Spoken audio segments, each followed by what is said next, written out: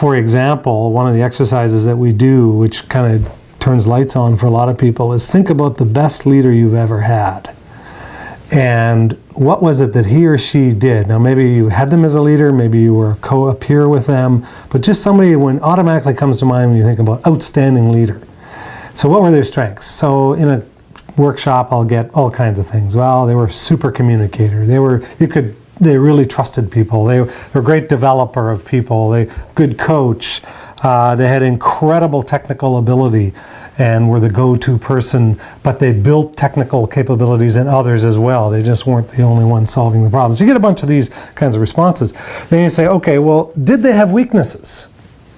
Yeah, sure. Well, what were some of the weaknesses? Oh, horribly disorganized, or just not very good use of time, or sometimes even they weren't a great communicator. They had all this stuff going on in their head, but they didn't communicate it well. Because rarely you'll find in these outstanding leaders, all 16 of these, you'll find 3 or 4 or 5 things everybody points to and says that they were so outstanding at that I'd follow them anywhere. And they were a super leader.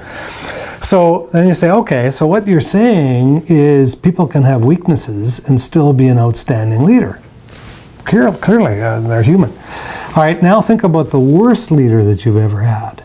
Somebody that, somebody comes to mind for me. I used the example earlier of honesty and integrity. I quit the company I was with years ago because you just couldn't trust this guy.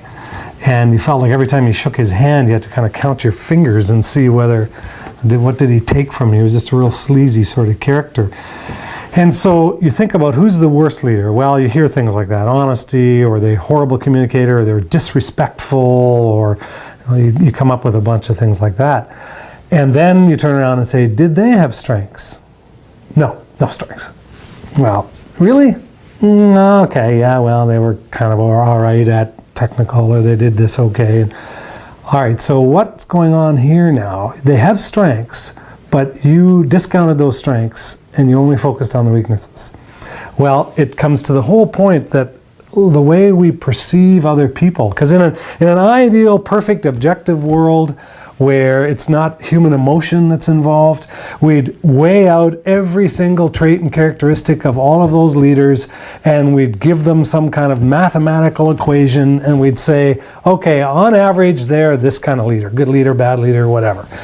In the real world, what happens is a couple of things really stand out and overshadow everything else.